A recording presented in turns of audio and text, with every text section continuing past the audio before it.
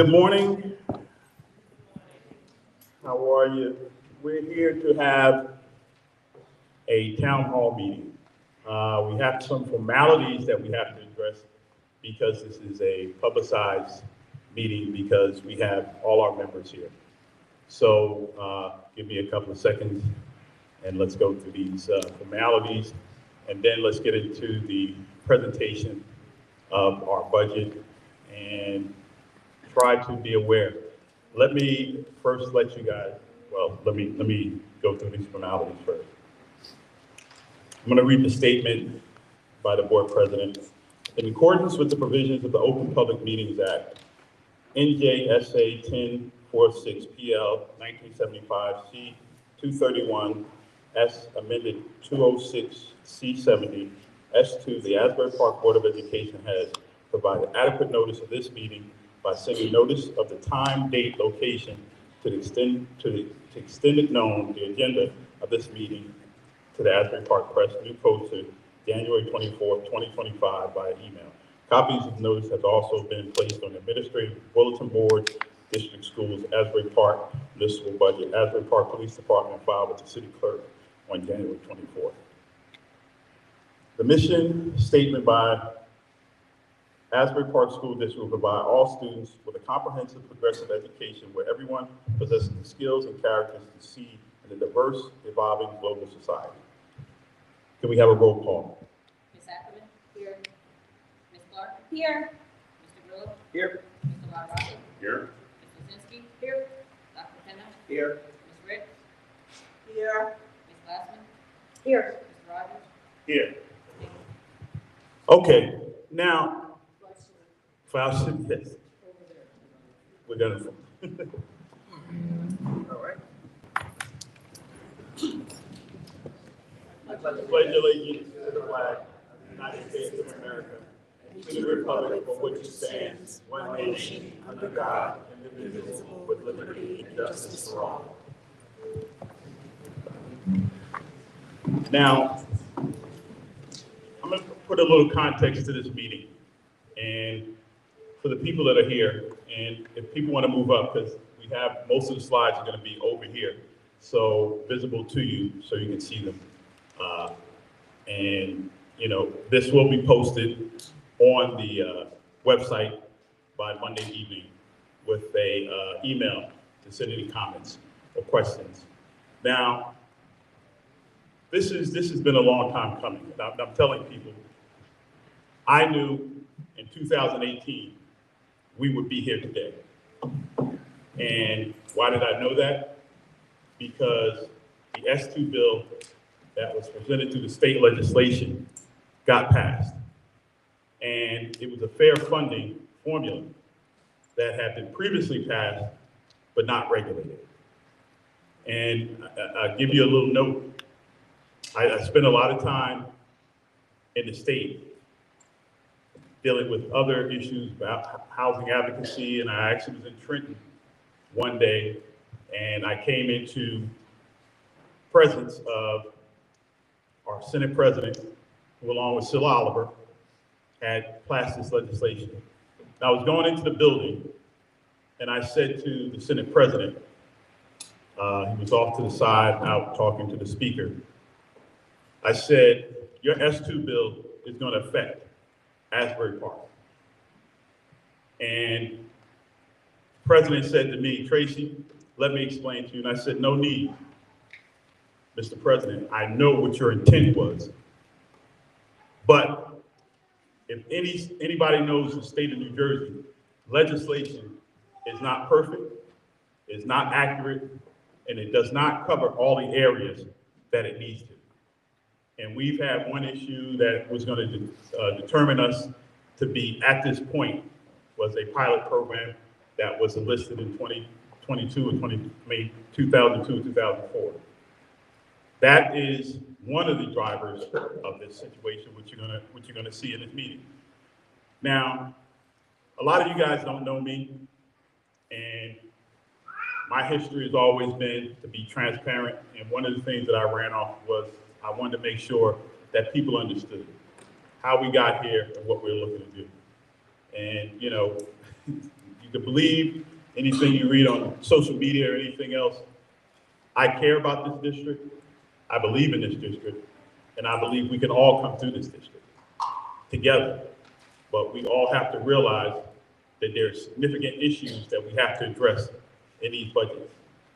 Now, this is a fluid budget that is going on. So some of the things you're gonna see are not the exact numbers. We just got them, I think Thursday or Friday, after the governor's speech, which basically did give us some reprieve, not enough. And we're gonna have to, as a board, make decisions in the next couple of weeks to present a budget to the county, which is March 19th. We will be having a public meeting on all the numbers on March 13th, a special meeting.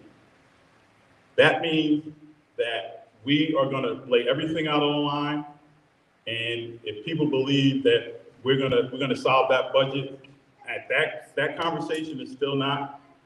We have state legislation that is out with Senator Capel and our assembly leaders that we're trying to tweak, that we're trying to help, which will offset some of those other costs, if we can get that passed.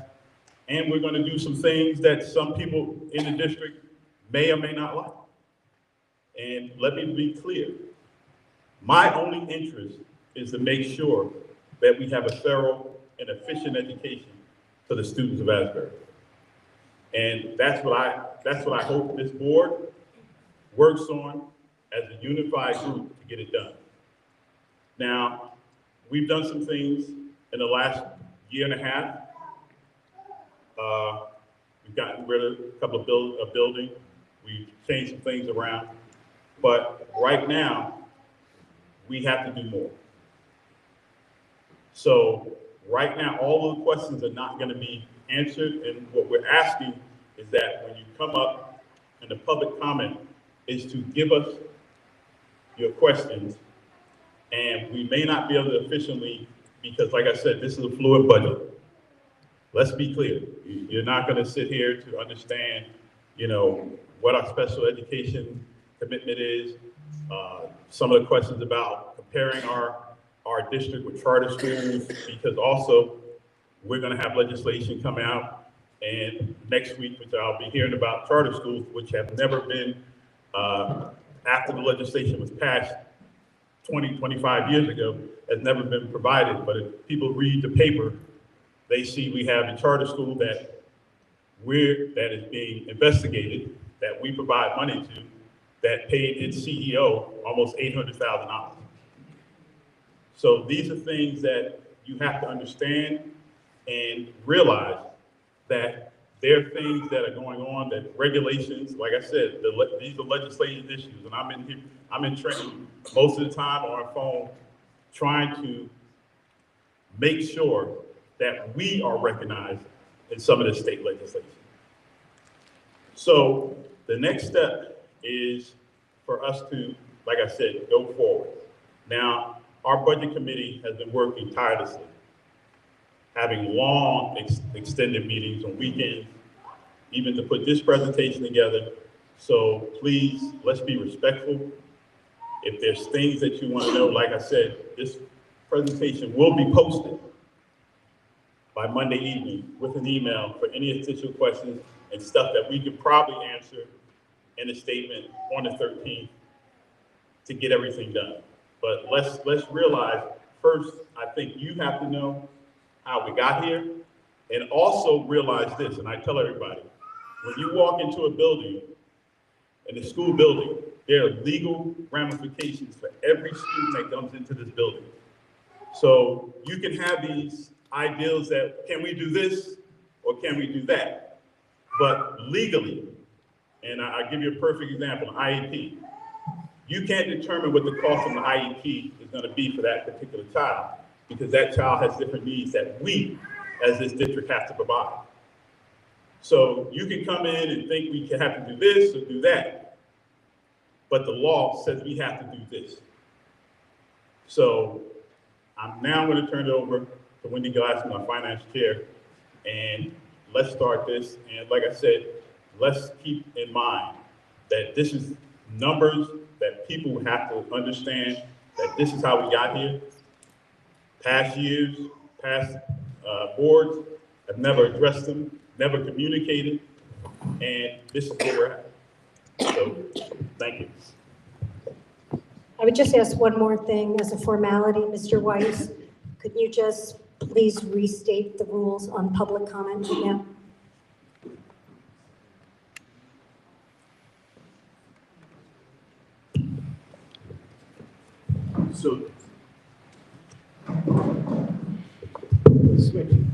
So this is a public meeting, public entity meeting. So as a result, under the New Jersey laws for the Open Public Meetings Act, there will be an opportunity for the public to make public comment. This board has limited public comment to 3 minutes in duration. So members of the public who wish to speak and provide a comment will certainly be able to do so. They will have a 3-minute time limit, and that's how it will run. Thank you. Thank you. Again, I'm Wendy Glassman. I'm chair of the Finance Committee. I welcome you all, and I thank you for taking some time out of your weekend to hear this. I'm going to talk about what we will and won't talk about in this presentation. We have a limited amount of time, and our focus is pretty singular today. I would like to thank the superintendent, the monitor, and our BA, Ivy Brown, for help in gathering a lot of this information and putting this presentation together. I hope that you'll feel that this time was well spent, that you end up with a better understanding of how New Jersey's structure for funding education works, what the impact is on our kids, and why it's challenging, and what we think we can do about it. So here you go. This is the outline of this meeting. The goal is to educate the community on how state school funding is and for Asbury Park and how it's determined, to explain the impact of the funding on our local school budget. We are not here to talk about the specifics of the 25-26 budget, as the state just issued those numbers late Thursday afternoon. 600 schools, districts are scrambling in the next 3 weeks to prepare a budget, and you will get all of those details on March 13th in a presentation by our business administrator and our superintendent.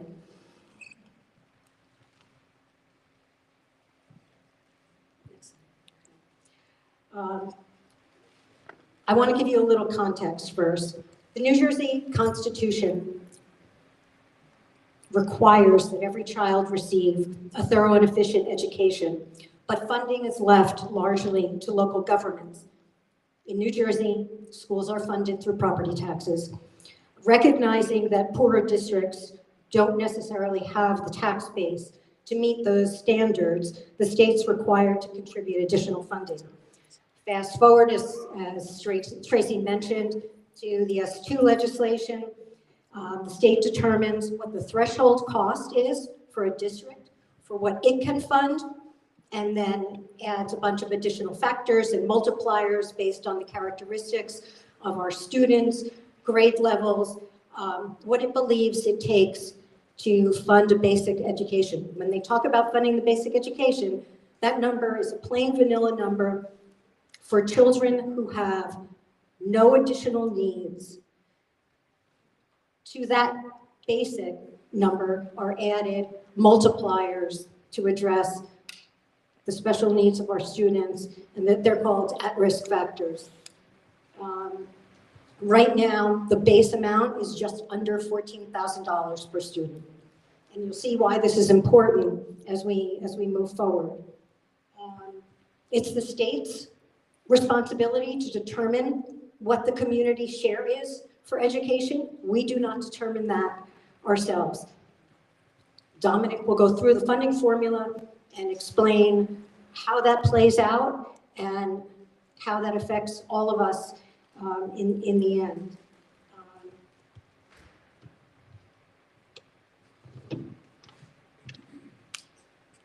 Okay, but again, what we do want you to know, we're going to keep repeating it, is that the funding formula is flawed. It does not provide for full funding for each student, and that is what necessitates the property tax levy and the contribution to the school district.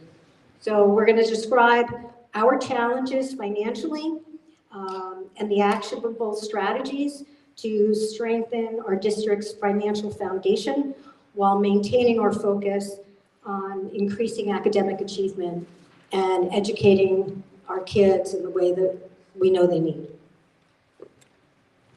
So again, this chart is really important. This is a snapshot of who our kids are. Remember, when we talk about this today, we're talking about children of our community. Okay, these are not abstract numbers. This is not simply a math equation.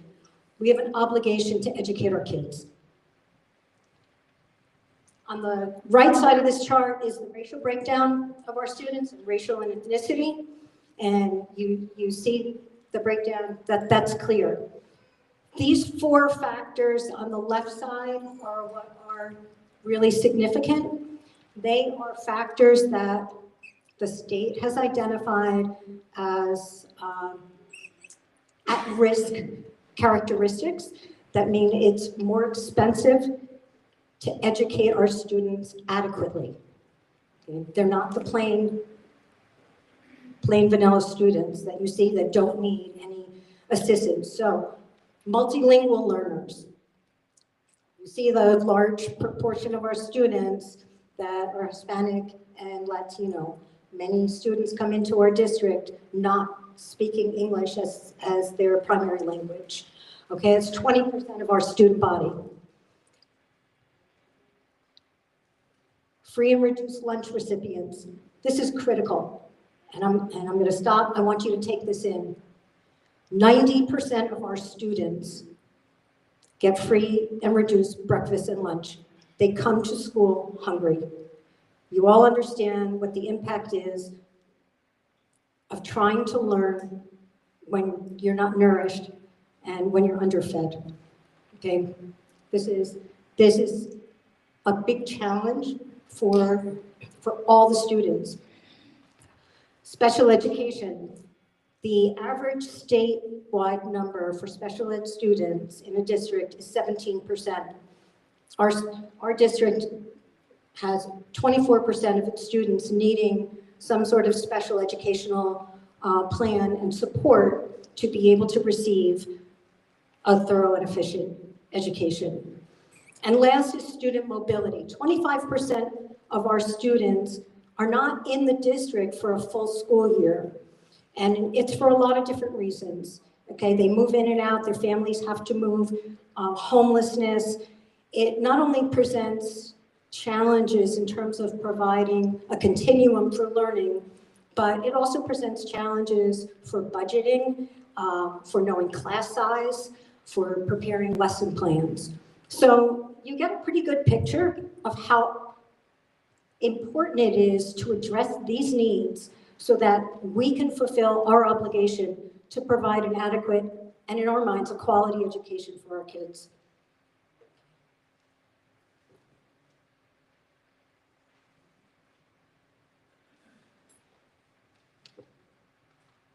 Okay, I'm going to give this now to Dominic to talk about the state funding formula.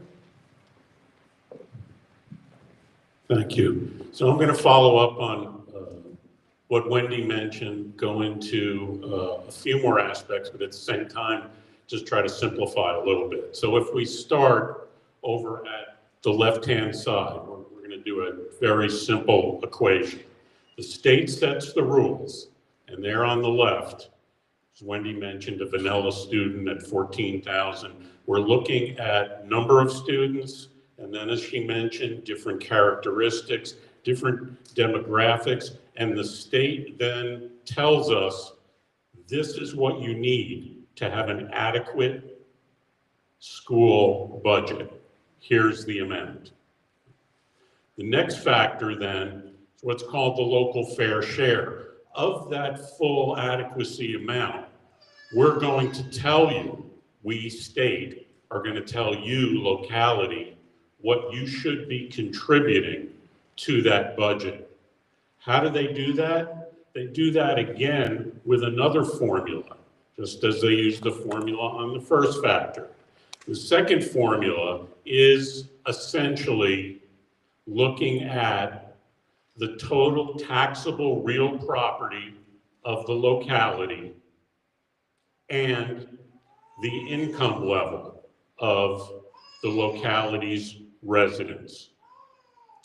Putting that in a calculation, we're not exactly sure, these formulas are not public, how the calculation comes out, but you end up with a number that partially funds the adequacy, the base per student amount that you see up there. So we subtract local fair share from the adequacy budget, and that equals, Wendy referred to this, the state aid, which is referred to as equalization aid. Okay, locality, you can't pay all of it, so we as a state are going to kick in what's necessary to equal our number there on your left. Equalization aid, because the New Jersey Constitution states every student throughout New Jersey should have a thorough and efficient education. So the thinking is with this equalization aid, whether you live in Rumson or whether you're in Patterson, that the state feels it's equalizing funding through this process. Now, to go into a little more detail on this particular formula, we come back to local fair share and something some of you or many of you may have heard of, and that's the impact of pilots. Certain property owners make payment in lieu of taxes, pilots, rather than paying the taxable amount. When there's a pilot, the money does not necessarily go to the school district. Therefore, in doing the calculation, right above where we've discussed pilots, the state will exclude the value of a property that is in a pilot and won't count that to determine what your local fair share is, because that money isn't necessarily going to the schools. However, the formula does seem to include the income level of individuals living in pilots.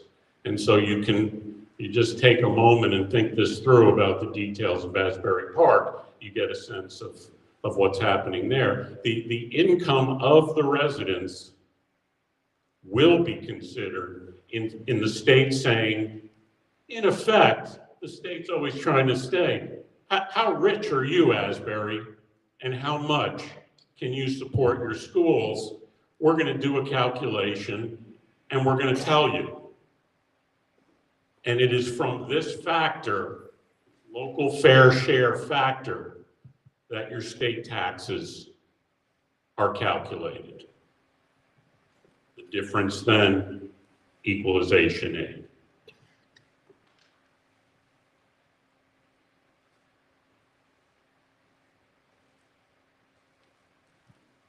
Before I leave this slide and those basics, a little bit about Asbury Park's history. And you're going to see this on later slides, and some speakers have already referred to it. Decades ago, Asbury Park was identified as what was called an Abbott district. Abbott was a litigant in litigation, I believe, Adam, you might double check me, in the 80s. Yeah. As an Abbott district at that time, the state recognized in doing the formulas changed over the years, but in doing some kind of formulaic calculation, they looked at local fair share and they said, Asbury in the 80s, in the 90s, was so lacking in valuable real property and income of residents, much like other urban areas throughout the state, the state said, we are gonna have to, and I'm gonna simplify here, we're just gonna subsidize the whole process. We're giving Asbury Park more money toward their schools because a clean calculation, I'll call it clean, with local fair share just doesn't work in light of the real property assets that are there and what the income is. And what happened then over time, the state locked in that amount and Asbury continued to be subsidized.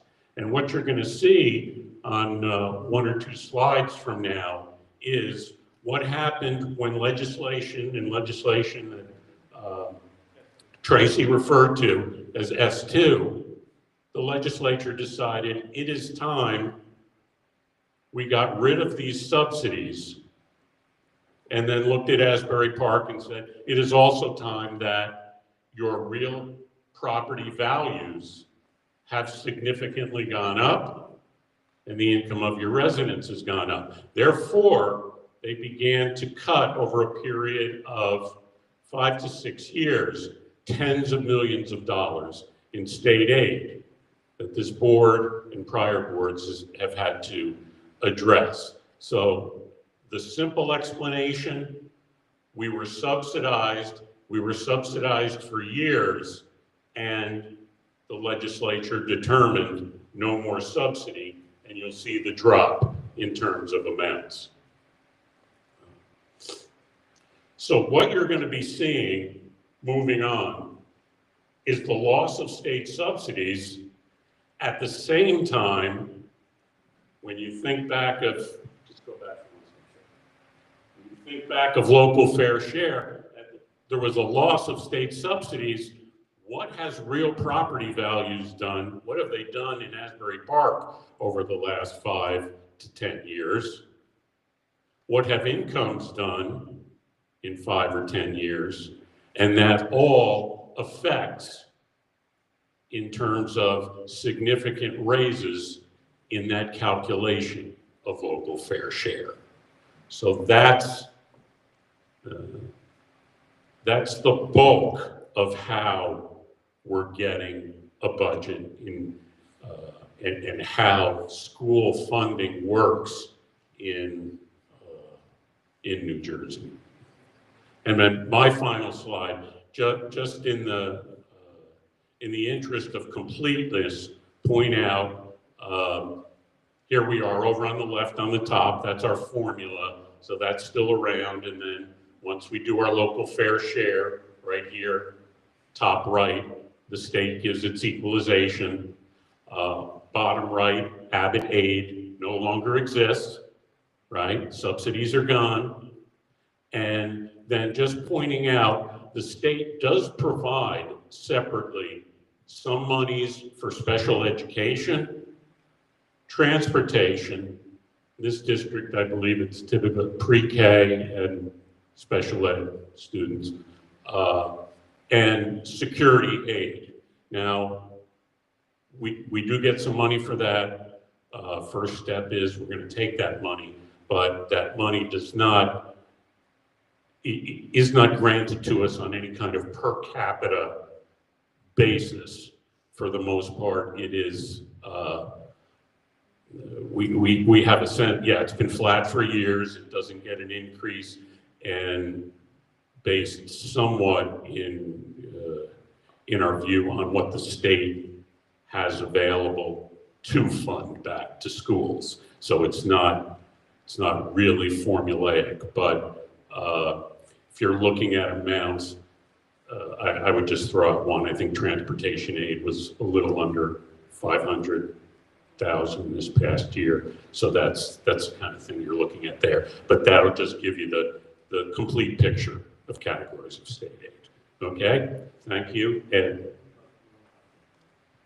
In the governor's address on Tuesday, and also in Senator Gopal's proposed draft legislation, special ed, which it says over there, like Dominic said, is based on census data right now. If what the state wants to do happens, it'll subsequently be funded not on census formulas, but on true student enrollment, which actually help us. So just to. That update as of Thursday or so. Thank you. And now Kristen Clark. Hello, my name's Kristen. In addition to being on the Board of Education, I am also a high school math teacher. So I'm going to take you through some of the actual numbers for all of these formulas that we've been talking about. So the first graph that we're looking at here is the assessed value of all ratables for the last 10 years. And ratables are essentially just the property values that the state is using in their formula. And we can see our ratables have grown exponentially over the last decade. In 2015, it was $1.2 billion. And in 2025, it's estimated at $3.3 billion. It has almost tripled in the last decade. And like Dominic said, the two main components of how the state puts together their local fair share estimate for every district, not just Asbury, every district in New Jersey, it is a combination of the ratables and income. And in Asbury Park, we can see our ratables have dramatically increased over the last decade. And next slide. So is our income, and this isn't a surprise for anyone. Our income has also tripled over the last decade. In 2015, the income level in Asbury Park was $220 million, and in 2024, it was projected to be $650 million. So, like we said, the ratables and the income are what the state uses to put together the local fair share estimate. This is not the Board of Education determining it. It's not the city of Asbury. It is the state of New Jersey and the Department of Education and their super secret and super complex school funding formula who determine what our local fair share is. So when you have our ratables and our income increasing so dramatically over the last decade, that means that the state now believes that the city of Asbury Park and our residents here can afford to pay more for our local public schools. Next slide. And you can see that here. That purple line graph is the local fair share estimate from the state of New Jersey. The green is the actual school tax being contributed by our residents in Asbury Park.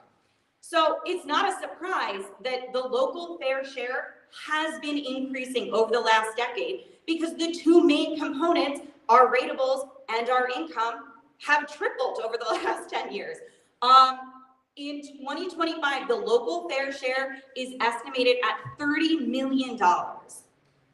What you can also see, though, is that while the actual school tax has been increasing, we still pay and have always paid less than what the state has determined our local fair share to be. It's only within the last few years that we have even gotten close as a city and as the residents to contributing what the actual local fair share estimate has been. And in 2025, that actual school tax is $27 million.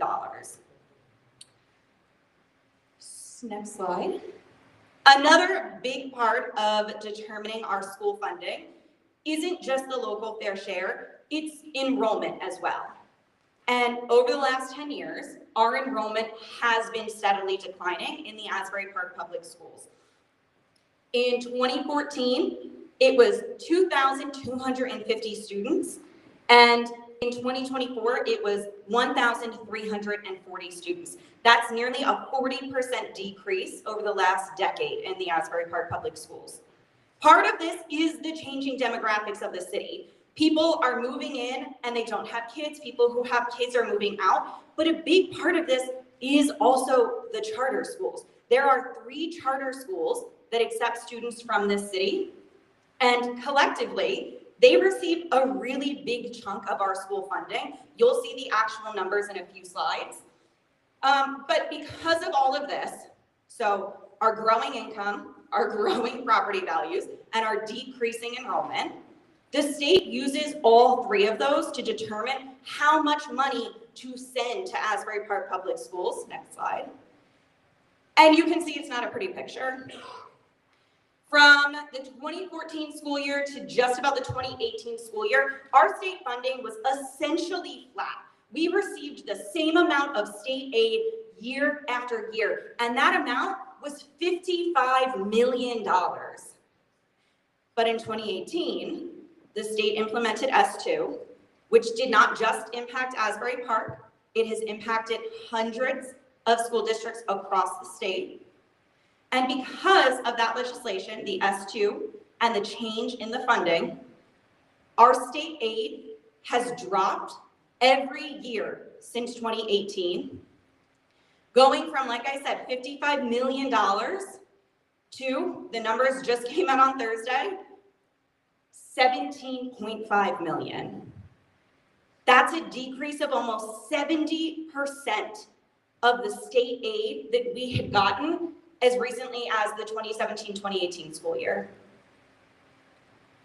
And out of that 17.5 million, as a district, we are responsible for paying for the students that attend the 3 charter schools in this district. And that payment is estimated at $12 million. So once we make our payment to the 3 charter schools out of that 17.5 million, we're left with only $5.5 million from the state funding to educate 1,300 students. That comes out to only a few $1,000s per student in state aid. So without our local fair share and our local school tax, that's not enough to educate a student and provide a thorough and efficient education.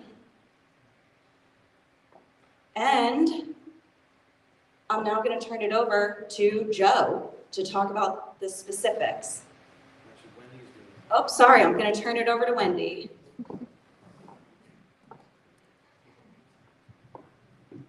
Okay, remember that $55 million in state funding number that Kristen just told you a second ago? Our current budget is $57 million. It's $2 million higher than what the state gave us 10 years ago. So now I'm going to take you through this budget, okay? The biggest number of this budget is salaries and benefits, okay? The very biggest number is salaries, and that's what it should be, because that's what makes a school. The majority of it is your teachers, then it's your custodial staff, your groundskeepers, your security. But fundamentally, it's your teachers, your paraprofessionals, the people that educate your children, okay? Of this amount, of this,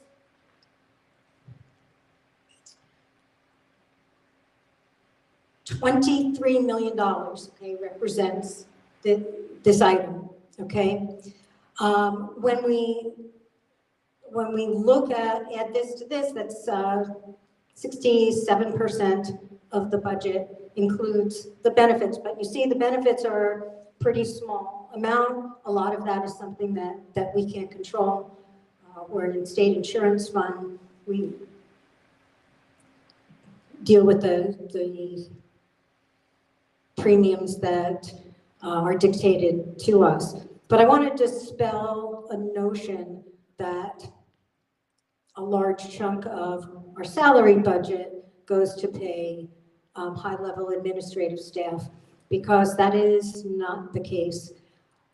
We have 4 administrators in central office right now. That accounts for 0.03% of the budget.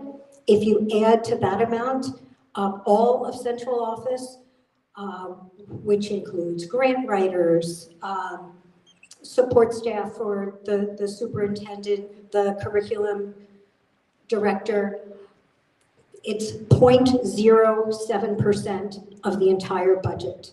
Okay, it's about $1.7 million of $23 million represents central office salaries. Okay, what is the second largest expenditure we have? Charter schools. 21% of our budget goes to satisfy our obligation to the charter schools. The charter schools are not subject to the same constraints we are. When our funding drops, they do not have to impose economies. They do not have to reduce staff.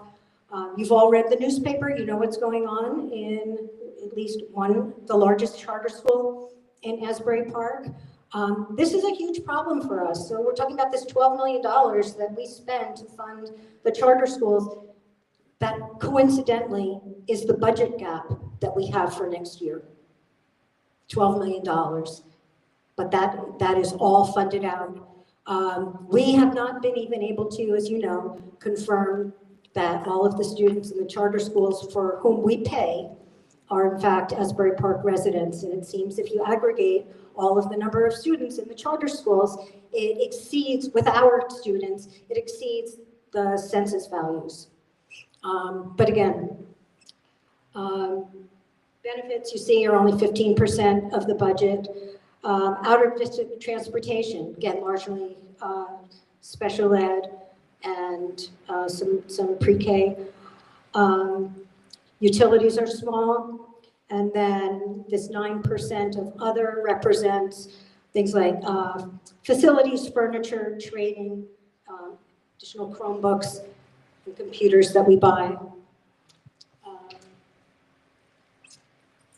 And again, just put it in perspective. 10 years ago, the state was funding us almost this entire portion. And we're still making do with a budget that's similar to what was being spent then, in spite of increasing costs. And understand again with this budget that, as we've mentioned, special ed aid, security aid, transportation aid is only a fraction what the state provides. The remainder has to be provided by the school district to meet its obligation to educate our kids. Okay, next slide. Let's talk about the charter school funding. It's a particular thorn in my side. It's understatement. Look at the numbers. 2015, we funded $5 million to charter schools. That's blown up to $12 million this past year. We have been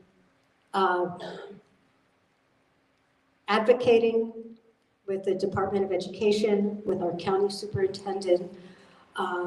We have identified key issues that need reform, both in terms of legislation and in terms of state regulation.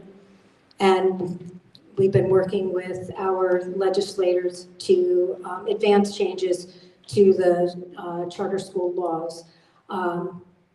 Key items are lack of residency verification. About 600 charter school students now.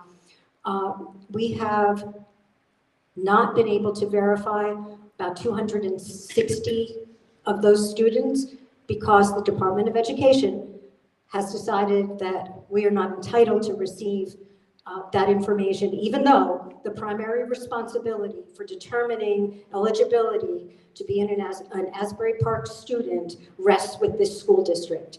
We have been desperately trying to exercise our authority and responsibility to confirm the residency in a standard manner across all students. 2 out of 3 charter schools comply, 1 does not. But that's almost 300 students that we cannot confirm are Asbury Park residents. And that is, again, at almost $14,000 per student. Special need costs. A lot of some of the charter schools have marketed themselves as being able to provide special needs education to the students, which is not accurate. They don't have the staff and the resources to do so. And rather than sending those students back to us, where we have the capacity, the skills, and the resources to provide those services at a reasonable cost, they tend to send their kids out to specialized schools that sometimes cost 3 times as much as what it costs us to educate special ed students. And the last item, again, is a quirk in the legislation for how you count the student body each year. But students are calculated on October 15th. It's bodies and seats. If a student leaves after October 15th and comes back to the school district, the money does not follow. So we're still paying out, even though we've taken those students back in, but we do not get the money back into the district.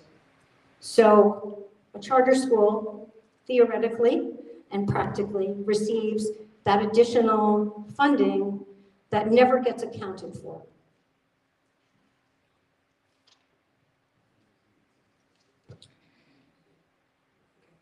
Oh yeah, and sorry, and the last thing that I wanted to mention is that charter schools also tout themselves as providing a superior education to the Asbury Park School District, and the published test scores are virtually no different than Asbury Park's.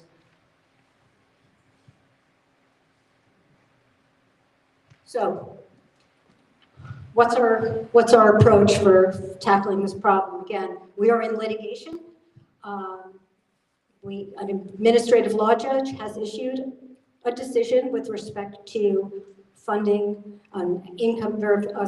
residency verification for College Achieve, because Asbury Park has been disputing that. That decision at this time rests with the Commissioner of Education, who has to either affirm or reject that opinion. We're waiting for that. In the meantime, we have recommended 3 things. We've worked with Senator Gopal to have these incorporated into proposed changes to the charter school laws. Enhanced district control, tighter regulation by the Department of Education, at least on a par with how our schools are regulated. Residency verification enforcement, let us do our job.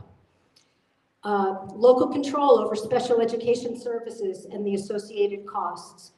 If a charter school can provide the special ed education, let them do it. If they can't, you come back to the home district and we decide whether we can provide the appropriate education for the kids or whether we should send them to another district. But it should be removed from the charter schools at the point that they acknowledge that they can't provide that education.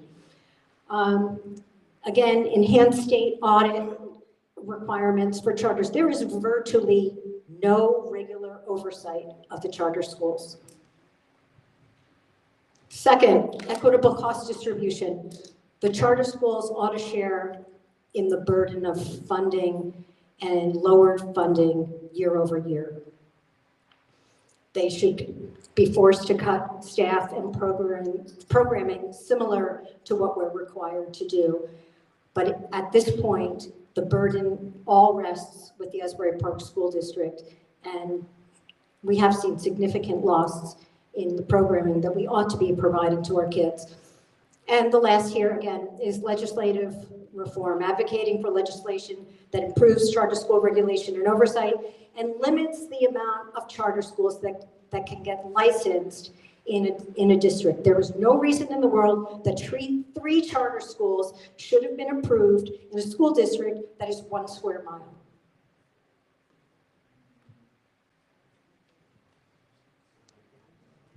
Okay, Joe Grillo. Hi, folks. We having fun yet?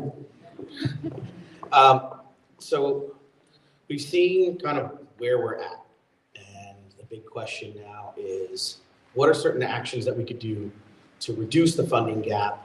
And there are ways to do it. And again, these are all suggestions, things that the Finance Committee as a whole has spoken about, that the superintendent has also spoken about, and the state monitor has spoken about in kind of general terms at various school board meetings. But these are some recommendations and certain things that we feel can help with the issues that we have regarding school funding and the funding gap.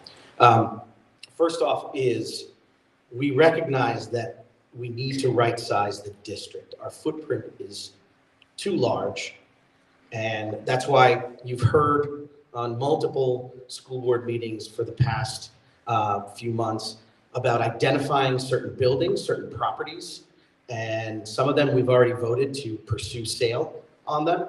like the maintenance building, and also try to reconfigure the other ones, right? And in doing so, our hope is to right-size the district, right? To make it be in proportion to the amount of students that are here, without taking away essential services. So that's one. The other is outsourcing operations, and it's kept generalized because there's a lot of discussion of what that is going to look like. But essentially, doing a study to see the cost benefit, basically a cost benefit analysis, to see if certain operations within the school district, if outsourced, can save us money. The other is singularly important because everybody knows that this is a proven method, and that's shared services. Shared services with other school districts, shared services with the city. I know that Mayor John Moore is here. We've spoken with him about potentially doing a shared service agreement when it comes to hiring a grant writing service. So there's also other kind of shared services that we could use in terms of storage, and if we sell the maintenance building, kind of making sure that we can share the costs as much as possible. But it's not even those kind of costs, it's even the things that are like the most unsexy stuff, like snow removal, if we can do shared service agreements with other school districts or the city with that, you actually save a lot of money. And then, unfortunately, it also means continued program and staff reductions. The superintendent has made that clear that that's something that we're going to have to deal with in this budget, this upcoming budget. In terms of potential revenue sources, because this is also a revenue problem. I'm a homeowner. I feel it every quarter, the fact that, the revenue that needs to be generated is shouldered by the homeowners, some homeowners in Asbury Park. So because of that, there is revenue generating programming, such as the 45-day academy, and also the emotional regulation impairment program that can actually, we would bring in students from other school districts, and they would actually pay us to do basically special classes for them. So instead of outsourcing that out to a quote unquote special school somewhere out in Marlboro or wherever, at a premium, and when I mean a premium, we're talking about $100,000, $115,000, $120,000 per student. This will bring it in-house. So it would save us on costs, but also we could bring in other students from other districts and charge those districts for educating those students. The other is, and folks have been speaking about this, is regionalization, right? And but here's the thing: the way regionalization we've been discussing, at least in the finance committee, has been about returning Asbury Park to being a receiving district and finding state money to actually commission a regionalization study. There have been talks, I think Tracy, you spoke with Senator Gopal, that there still is money out there. So we can actually do a regionalization study to see if there is any cost benefit to pursuing that. It's one thing to just put it in the Tri-City News. It's another thing when you actually get someone to do a study. We don't want to do it at the cost of the district, so we're looking for funding from the state to do that. Other school districts have done that. In talking about new revenue, this is something that, again, both Dominic and I have been discussing this multiple times when he was on the board the first time. We're revisiting it now. We're discussing it with the city, and that is, instead of the homeowners shouldering the burden of funding our schools, why not make sure that the folks that come to our city for concerts, for performances, for all kinds of entertainment, that a small fee or a tax on each concert ticket could be earmarked for the school district. I'll go even further, my personal opinion, it could be great to fund a school arts program, where Asbury Park, we should have like a world-class arts curriculum throughout the high school. And I'm not saying that playing favorites because of my daughter, she goes to this high school and she's a fantastic artist, but go for it. So an entertainment tax is something that we really should look at and pursue and discuss with the city council. By the way, it's great to see 4 of the 5 council people here. Thank you for being here and attending this. And then finally, and again, this is very high level, 30,000 foot view, but requiring new pilots to include a carve out payment specifically for the Asbury Park School District. It just makes sense. The city pays whatever we tell them has to get paid, right? But it's not specifically allocated for the school district. So it's something that needs to be discussed, and we hope that the finance committee continues these conversations. Next slide. Okay, so there you go. So closing the district. So whether it was last year or 10 years ago, like the one thing that a lot of folks sometimes say is, let's just close the district and send the kids elsewhere. Sometimes they don't even say send the kids, they just say send them elsewhere, like they're boxed wine or something, right? And they're not. So a couple things about this though. You close it, the district closure is not something that happens lightly, it almost never happens. First of all, there's no legal mandate. Closure is not required, but there's also no legal requirement for any other school district, neighboring or otherwise, to accept our students whatsoever. So I see Mayor John Napolitani here from Ocean Township. Like, if we wanted to close the district and send all our kids over to Ocean Township High School, it's not something that the Ocean Township parents would want. Simple as that. In terms of ongoing responsibilities, we still would have to pay for administrative staff, board, pension liabilities, all those things remain. The potential savings are also greatly overestimated. And then finally, in terms of community impact, we always talk about how this town is like a tale of two cities, and we always try to quote, bring people together. How does that look when all of a sudden the mostly brown and black kids that are taught in Asbury Park High School now have to get shipped off to another district? Students and families will struggle. You don't know if our kids are going to be able, at first blush, to compete at Ocean Township High School or Neptune High School. And public education is a cornerstone of our community. So I don't know if anybody here agrees with closing the districts. I'll venture to guess, money in my pockets, that nobody on this board thinks that we need to close the district. Next slide. Okay, so plan of action. And we all now know the stakes. We know about state funding. I'm sure there's plenty of other questions out there. What can we do? And our path requires a coordinated action across a few key areas. One is to advocate for our schools. It can't just be Tracy Rogers going to Trenton every day, racking up mileage. It's about making sure that we contact our legislators, we let them know that we're watching, that we're listening, and if there's a proposed legislation that we want a summary of what that long legislation looks like, and make sure that we give our 2 cents, sometimes it's 3 cents. Also, if you have any questions, get facts from the source. Email our superintendent, our acting superintendent, email our board president, and they will, they'll try to answer as many questions as possible. I don't have to tell you how toxic social media is these days, whether it's Nextdoor, whether it's Facebook.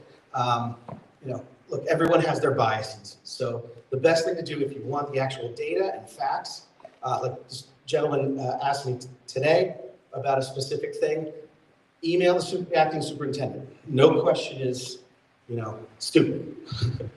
And then also participate. I can't stress enough how important it is to attend our board meetings, let your voices be heard, attend community forums, and make sure that if you have, if you have a question or if you have some sort of suggestion, let it be known, let it be public. And to that, like we said, there's a special budget meeting March 13th at 6 p.m. at Bradley School. Bring your popcorn, get comfortable, and please come to that. We encourage individuals and organizations to bring in programming, both for the arts and other unfunded activities to our schools. We have so much talent in Asbury Park, both in organizations and professional individuals who finally they're starting to collaborate together with our school district to bring things like the arts and podcasts and communications curriculums, and seeing those organizations like the Asbury Park Arts Council working with the school district, with the principals themselves, is something that I think we should celebrate and encourage more of. And so these are actions that represent vital components to our collective response to the current funding challenges. Look, it's not perfect.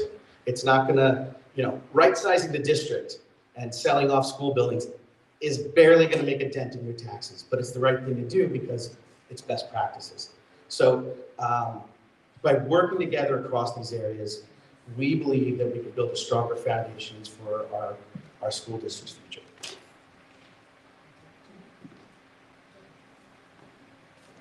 That's it. We're going back to lunch. So again, thank you. I really hope that this has given you some clearer picture of how all these pieces come together and what our struggles are and what our costs are, and that you understand that, and I'm sure you do know that this is about children. We're the finance committee, but we're not really counting beans. We're figuring out how to educate children. And it's, kind of the driving force is we believe that public education is really important in Asbury Park, and it says something about our community, and we're trying to do it in a way that is effective and that we can be proud of. We will take your comments in accordance with the rules of Board of Education meeting. We will not be able to answer those questions today, but we will answer them again. We will either, if you give us an email address, we will otherwise answer them publicly next week. But we do hope that this has been a little bit illuminating for all of you. And please understand that this board is really committed to providing a great education for the kids in Asbury Park so that they come back or stay in this community as important contributing members of the community. Thank you. I want to thank everybody. We're not going to have a lot of hand clapping. This is a lot of heavy news that people have not known. First of all, I'd like to apologize for not introducing the mayor, who we're very much in contact with. Our councilwomen, Yvonne, Eileen, and Amy. Okay. But one of the things I want to press to you, there's a lot of things, like I said, in these budgets that you don't know. And one of the things that personally sticks in my craw, I don't know if the other board members, all the board members know, you have a town deal, which is right next door, that is one of the richest, I think in 2013 declared one of the richest townships in the state. And not only do they get an adequacy, their funding amount, but there was a loophole which allows them to become a choice school district, which allows our kids to be going over there and to increase their enrollment, the state is paying for. It's almost 2.5 million, which if you talk about things that people talk realistically about regionalization or everything else, that they should be coming here and we should be getting that money. But we have very odd opinions or priorities in each of these districts that consolidate me, and I'm going to openly say it, just seems to be very biased towards us collectively as a state and as a community educating our kids. So, you know, I don't mind being on for a 2-hour call with our state legislatures. I don't mind going to a four-hour hearing and lobbying in Trenton. I mean, I have a lot of experience with it, so I keep doing it, and I will continue to do it because I believe that there are residents here who can afford these increases and who I don't want to see pushed out. So I am very, very hard in fighting to make sure we get as much of the funding that that we should be prioritized on, not DL, who's getting $2.5 million of state funded money that should be coming to us. So, you know, these are the things that we have to look at. These are things that sometimes you guys don't know about. So, like I said, I don't mind fighting for Asbury Park. And I want, if anybody want to jump in the car with me, stay at 5 hours at a hearing, not one of the prettiest, but this is what happens. So we're going to open this up to public comment. And like I said, please, this presentation will be by Monday. Put it up with an email to send in comments, and we will go through and try to answer as many questions as possible. This is a fluid budget. As you just heard, there's a lot of stuff going on. There's a lot of work that needs to be done. And, you know, as much as people thought we get paid, we don't get paid. You know, I sleep and eat this stuff every day.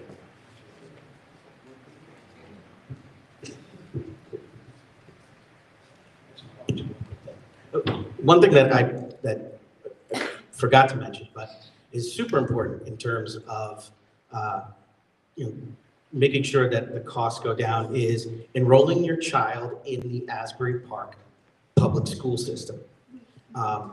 I don't know how many of you have kids that are in the audience, or how many send your kids to the Asbury Park public school system, but I'm telling you, my daughter went to Deal School for K through 8. By the end of it, it was not a really good experience for her.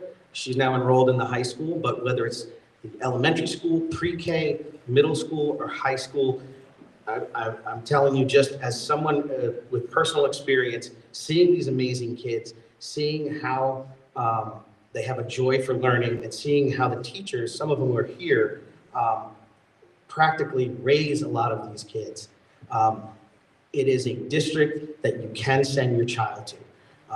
I don't care what Zillow says, because, you know, 1 out of 10 and all this other stuff. I've seen it on the ground personally. There's always, you know, stuff that we could do better, but one way to really get kids to get our costs down is to encourage folks to enroll their kids in our public schools. That's all.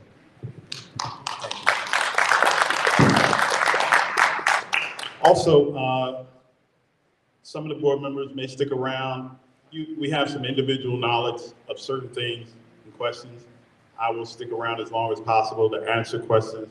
Like I said, I live and breathe this stuff, which is not good, but it's better than smoking. In accordance with the board policy 0167, the Asbury Park Board of Education recognizes the value of public comment on educational issues and other matters of importance, and provides members of the public opportunity to express themselves on school matters of community interest. The public comment portion of the meeting is not a question and answer session. All public comments should be directed to the board president or the presiding officer of the meeting. Members of the public who wish to make public comments must be recognized by the presiding officer, provide his or her name municipality residents, group affiliation, if applicable. All public comments should be directed to the presiding officer and are limited to 3 minutes in duration. Members of the public who do not follow the foregoing rules or interfere with the orderly operation of the board meeting may be removed from the meeting. And like I said, I know this is a lot.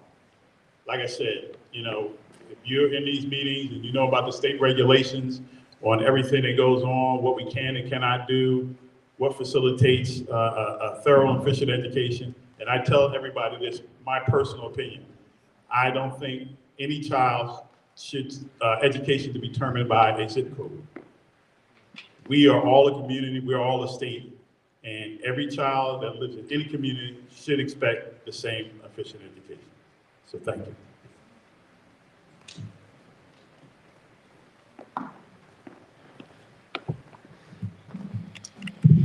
Good morning, my name is Nina Sumlin, I reside in Asbury Park. I'd like to say to Acting Superintendent Jabino and our board, it's about time that we all sit at the table and start trying to figure out how to work together and be more productive when it comes to our children. Now, two concerns that I had based watching this presentation, and one of them was the fact that 90% of our children get free or reduced lunch. The problem that I have with that is 80% of our kids are throwing that breakfast lunch in the trash every day. So we need to really reconsider that that money is going out the back door every day. It's going right in the dumpster. Now, I do know that there was an opportunity for Sadeko to sit down with Karen from Interfaith in regards to food justice. And then there's a lot of leeriness in regards to her wanting to come to the table in regards to coming up with a better solution for our children, which I don't know if the board knows this, but because she did not partner with Interfaith or with Karen for the food justice, you guys lost a good, about $20 million of funding that could have came into this district to feed our children. So that would have been a less burden for the board to take on if we had did what we were supposed to. The other question is, I think you might want to re-elaborate a little bit more when you're asking, what can this community do to help this board? Be a little bit more specific in regards to what you're asking and start putting it out into the community. What can we do as district? Because as I look at everybody sitting out here, we all can contribute something to helping this school district help our children. And mind you, my kids are grown and out of district, and I'm still fighting for these kids. 35 years I've been doing this. But what can we do as a community to help our district better help our children?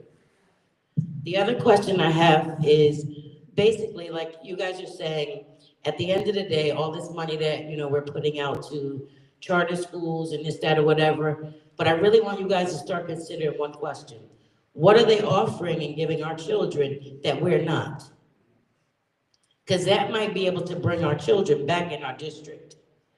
Because you have to remember, we had a lot of programming and extracurricular activity in this district when I was here in the high school, and I graduated in '85. We no longer have those opportunities for our children now. So those are some of the things that we might need to reconsider. How do we get these programs back in the district to keep our children in Asbury Park? Thank you.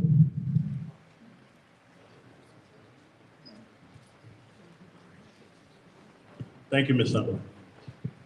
Hi, thank you all so much for the presentation today. It was very illuminating. My name's Jennifer Anafrio. I'm a resident here. Also a public sector professional and interested in public finance. But I just, what I wanted to ask for further clarification for your next meeting, which I'll plan to attend on March 13th. My neighbor already has it in her phone. We're gonna come. It was really interesting to see the trends over time for 10 years. But when I looked at the charts, the last 3 years in particular are the ones that I'm interested in and I couldn't figure out. So it looked like actually the state aid has been kind of stable over the last 3 years. So $20 million, $18 million, and then $17 million. That's not a huge change. And then the charter school contributions, which you all are pointing to pretty heavily, are also stable. It was 11 million or so, went down 2 years ago and then is back up around 12 million. That doesn't equal $13 million of deficit, the shortfall that you said we have this year. And so I don't know if it's where you are in the budget process, and that's subject to change. But I didn't get a text from my neighbor last year about a $13 million shortfall. And so I hope that's going to be resolved within the coming weeks, but I would love more clarity on that in the next meeting. Thank you. Thank you. Good morning, Board. Rich Gore, 6th Avenue, Asbury Park. I love where I live on my street because I'm only 3 houses from the backstop of the field. And it's so wonderful to sit there for 40 years on my front porch and be able to see the lights on at night and the games playing.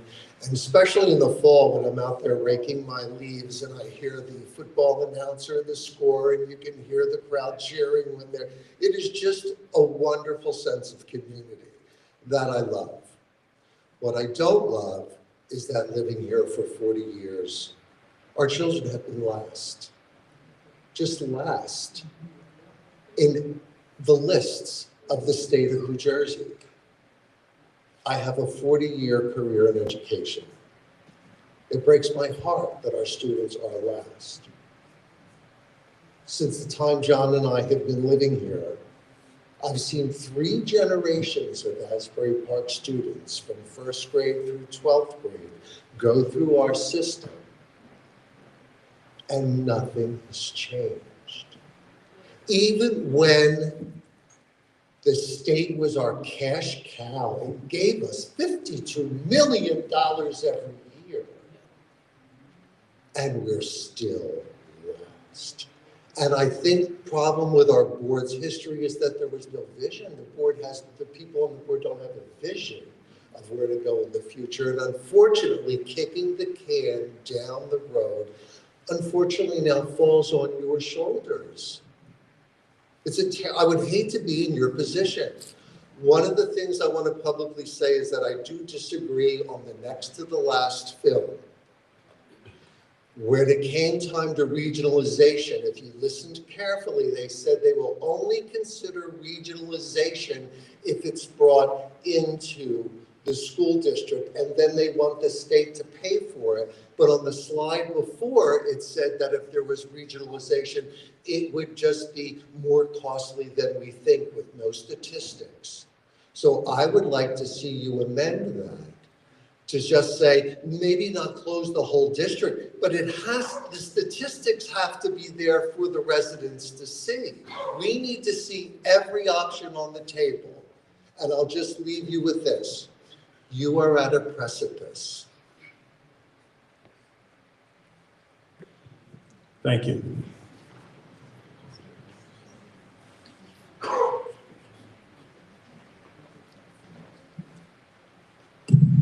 First short person. Felicia Simmons, Sewell Avenue, Asbury Park. Former board member, a whole bunch of stuff, right? The president of and executive director of WCC Historic Renovation Association, formerly known as the Westside Community Center. Part of what was said, I was going to talk about programming and having something in the district to care about, was said already. There's a reason why the other people go to the charter schools. Like when COVID happened, College Achieve dropped off laptops and hotspots for their students, and we didn't offer the same. I sit here in this auditorium, which I'm a graduate of Asbury Park, 1998, and it looks the same, a little bit fresh paint.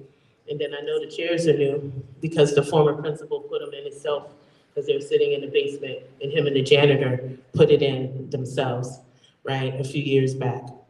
Right, I see that the school looks the exact same as when I left, 20 years ago. And we have to do something about it. Why would you want to send your child here?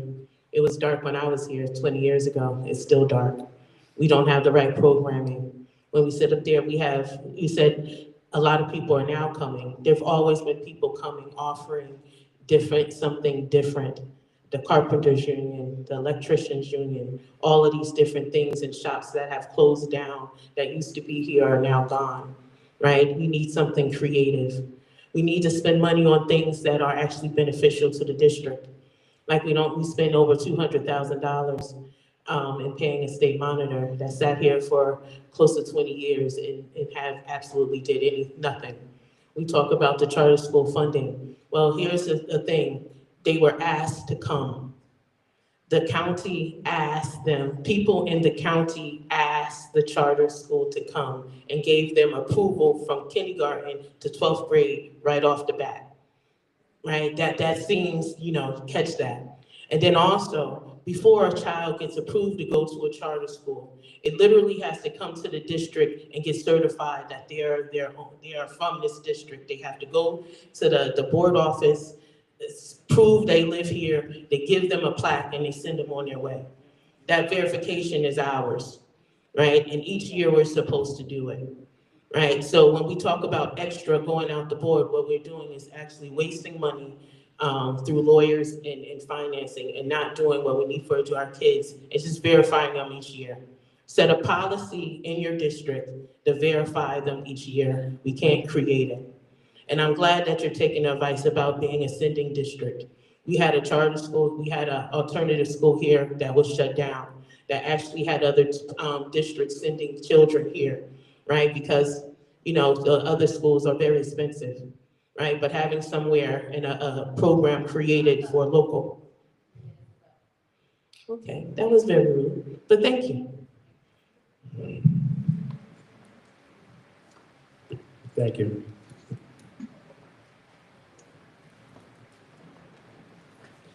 Good afternoon. My name is Taretha Jones, or it's actually morning. I'm former family business owner and employee of the city of Asbury Park. A former contact of mine says if it's not about you, without you, it's not for you. This is a town hall meeting. The folks in here are not representative of the students and families in the city of Asbury Park. This gentrification and segregation is real. This city is more segregated than my birthplace of Jackson, Mississippi. And it's totally crazy, and therein lies one of the major problems. I want to make one point. That term, plain vanilla phrase, stop using that. It's segregation. This is a racist statement and comment. Please stop using it. The connotation is not pretty. And I also want you to continue the fight with the charter schools because the ratio and mathematical formulas are flawed. And when we talk about Asbury Park, everybody talks about, those test scores. Well, we also have to recognize, and many of you here may not know, and Miss Math Teacher, you probably get it. We have small numbers. Populations are small. When you're doing that, you're doing rates, calculations, and rates are flawed. They appear worse than they are. 10% of 100 or 50 for Asbury Park is a whole lot. But if it was 100,000, that ratio and rate would be different. So we have to understand that we have to fight and publicize and write about the racism and bias when they talk about the city of Asbury Park and the students. Because one thing everybody goes is talk to the state report cards, which even the Department of Education recognized were flawed and tried to sneak and correct undercover. So pay attention. People assume because it's black and brown is flawed. No, talk about the number of students per ratio that graduate with associate's degrees before they get their high school diplomas here. And also recognize that just because it's Deal don't mean it's right, because more crime and madness is going on in Asbury, over in Deal than in Asbury Park. And also let's correct the bias and racism, because that will 500% impact the outcomes that we have with you all trying to do your work. Most of the crime done in Asbury Park and Neptune is not done by Asbury Park and Neptune residents. But because we have this painted picture of black, brown being nasty, ugly, and criminal, that's what people think. And because I'm standing here as an informed professional and I see all of you here that don't look like I said, the people that are in the classrooms, that tells me we have a problem. We have to begin to call it out and call it what it is. Thank you. Thank you.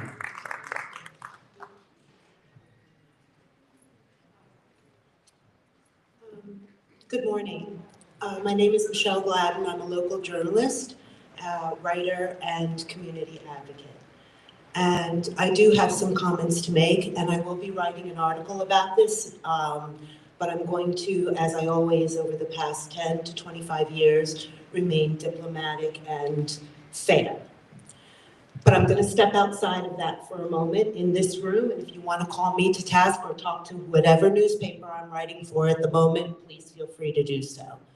I know almost everyone on that board. I know your hearts, I know your compassion, I know your intelligence, and I know your work. I know what you do in your day job, and I know how busy you are in your life. And I commend you for the heart and the soul and the things that you do on behalf of our children. With that said, I've also fought with each and every one of you, rightly or wrongly, in public and in private. And I'm going to ask you, as my beautiful colleague and friend before me said, please stop talking about our children a certain kind of way and check your unconscious bias. Because even though I know your hearts and I love you with affinity, I can be fair. And I heard the verbiage, and I'm not going to call you out individually on what you said, but you said enough damage that hurt my heart once again. Our children are smart and intelligent, and given the opportunity, they will rise to the challenge. Because when I came into this district, I came in with the negative attitude and the stigma that I was fed over the years about Asbury Park. See, I grew up in Point Pleasant Beach, a rich white community. And everything that our staff in Asbury Park is trying to do for our kids, those white teachers did for me. They crossed the lines, they waited at the door to give me a hug, they made sure I was okay. My running coach, after I got off the line, I would run up to him and hug him and climb on him. He would be brought up on charges if somebody saw that today. So what I'm saying to you is before you start sending our staff that our kids trust, because they're going through something and half of them are working. I work in the restaurants with our kids that go to our high school, that are in the Dream Academy.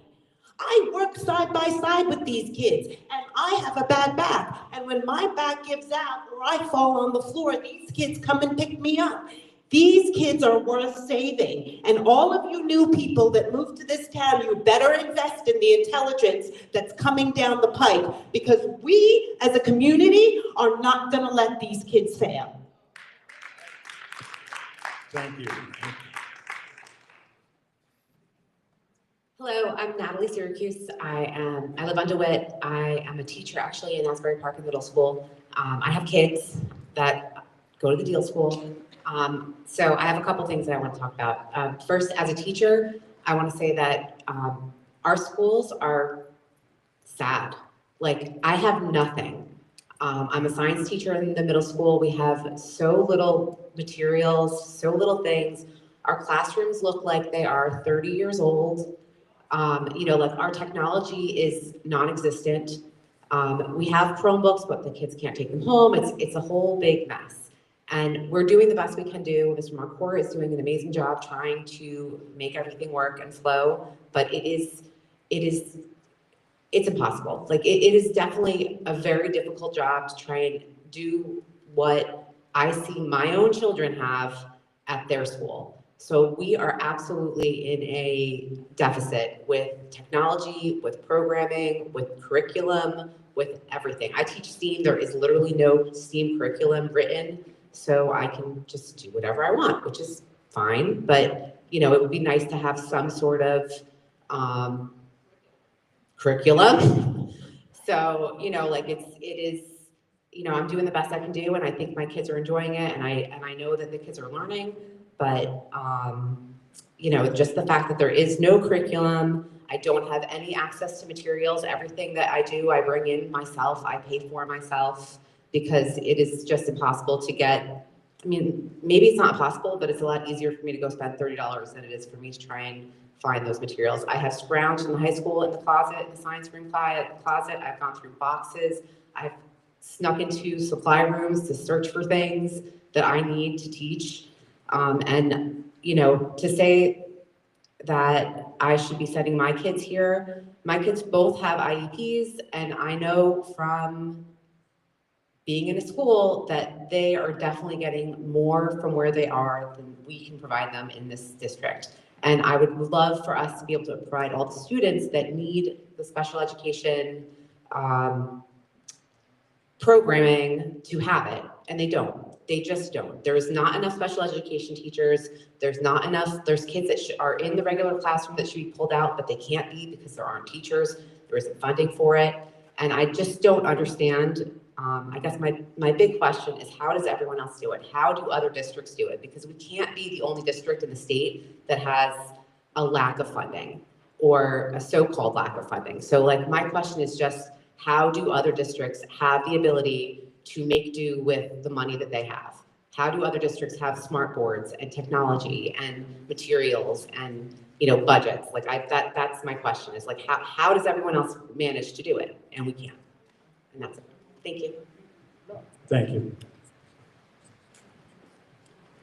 I wasn't planning on talking at all. I'm Jessica Daniels. I'm a teacher here, English teacher at the high school. Jessica Daniels? Okay, I live on Ridge Avenue. Sorry, I'm like shaking because I just want to say that it is possible. And I just want to give one specific example that this week we got back our test scores for the fall block of the NJSLA, which is the state test.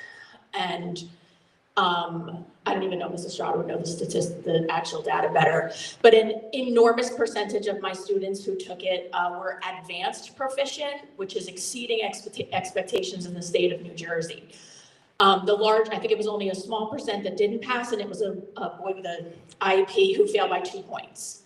So I just want to say that it is absolutely possible. And do we have struggles? Are there things that get in our way? Are there daily things that are exhausting that may not happen other places? Sure.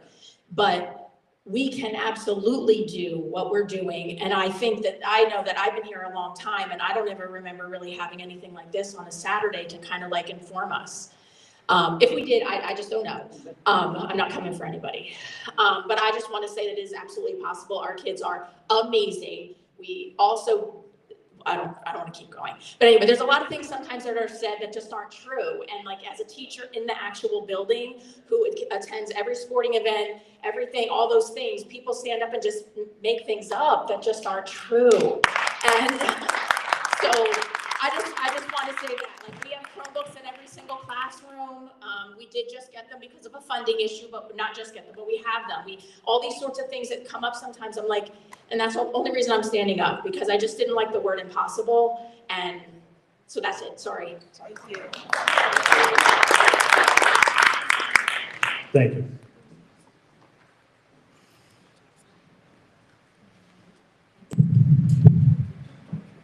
Good morning, Sheila Brazil. I'm former graduate from Asbury Park High School. Asbury Park High School, 1982, Villa, Alabama. I came here my junior year. I'm a former board member, also with Mrs. Simmons. She was a former board member. And when I was on the board, well, I always advocated for the kids changing classes. Because when I was in Alabama, from the second grade to the high school, you had a different teacher for every subject. Because not all teachers can teach all subjects. You had a different math teacher, a different science teacher, and so that's what I always said. And I would come to the board meetings, even before I had my children. I was like, well, we need to switch class, had the kids switch classes. But they said it's an inconvenience for the kids. I'd say, well, don't move the student, move the teacher, let the teacher go from class to class and teach different subjects. But we have some amazing kids in this district. Our children are amazing. I have 3 amazing children. That one graduated in 2010. My middle son, which is my oldest son, Anthony, my middle son, he was late for school every day. He could not get his credit. He was passing on his class, so I signed him out when he turned 17, took his GED test, got 800 on language arts, almost 700 on everything else. So his attention was not being held. So he still, and then my daughter graduated in 2022. Well, long story short, we have, like I said, amazing kids. If you show them that you care about them and that you love them and respect them, because a lot of adults, us as adults, think we should give respect from the kid, but we don't want to give the kid respect. It works both ways. And lastly, I come out to the board meetings. I say what I say. I do not sugarcoat. If I step on your toes, that's well and good, but I still love you. But I have to let you know and I have to call you out. Right is right, wrong is wrong.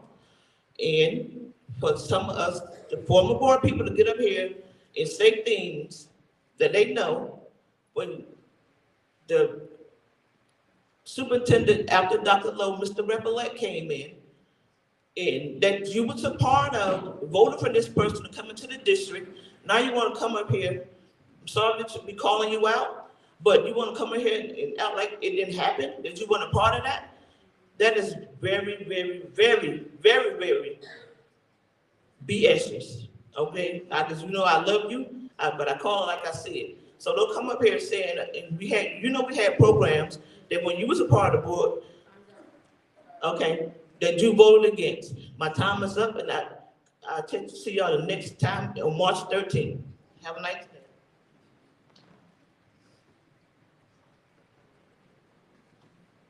Good morning, Elizabeth Smith, Statewide Education Organizing Committee. I'm here, I'm not a resident of Asbury Park, but I do organizing here in Asbury Park. I'm very interested in providing training, anything that's needed for the district. I know that there are other organizations and community members who are ready, willing, able to do that. But there has to be a way that that is welcomed, okay? One other proposal that I would put on the board is a community school. That maybe the finance committee could add that as an option, because then you would have the community being a part of the school, which is what you're asking. At least that's some of what I heard, okay? So I recommend that that proposal be looked at. Thank you.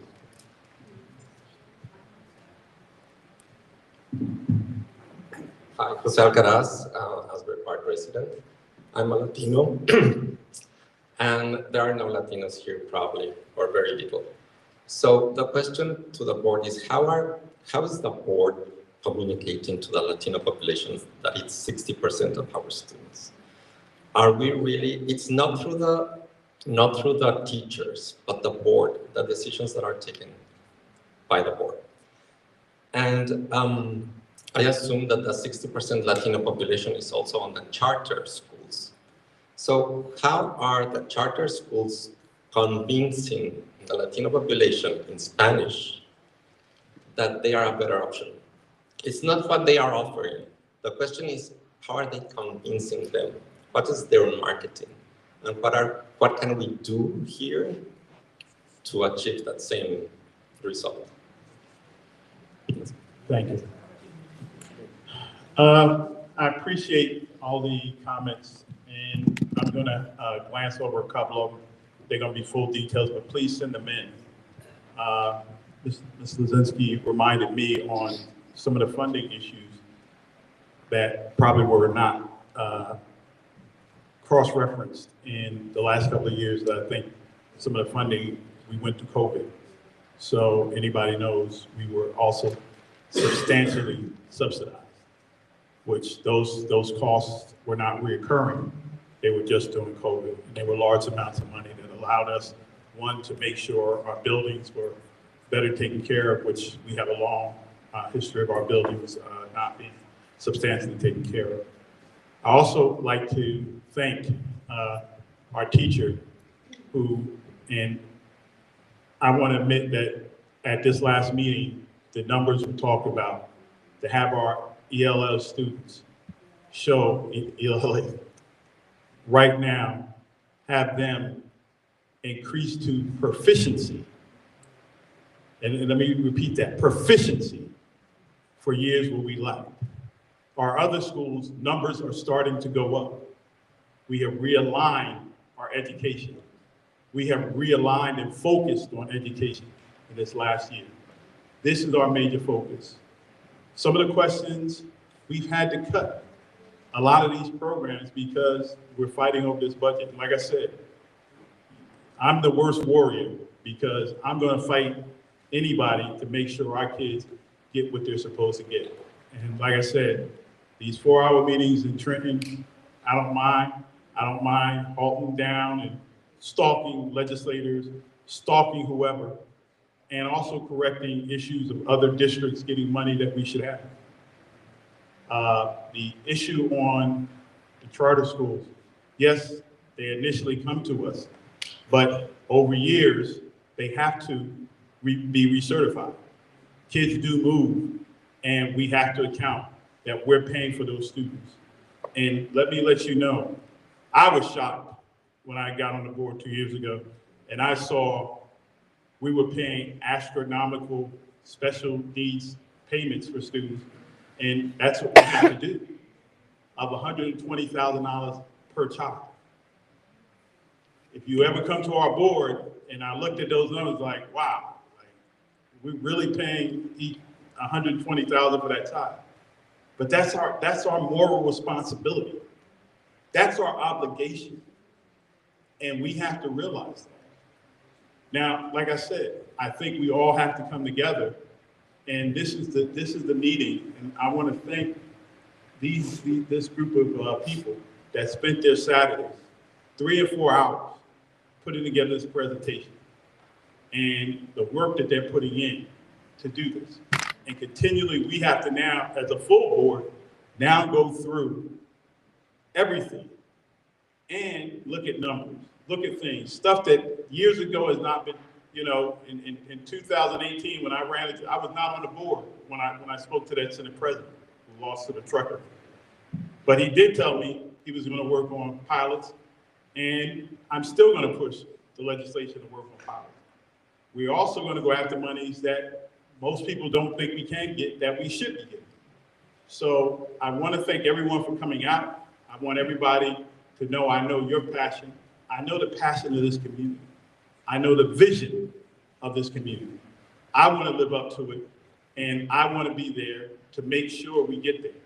So anybody wants to talk to me, I'll stick around, ask questions about those 4-hour meetings or what some information they will, and I hope some of the other board members will also. But I think it's time that we close up and we adjourn. I'll make the motion. I'll make it close, yeah. Make it quicker. Yeah. Sorry. Motion to adjourn. Second. All in favor? All in favor? Thank you.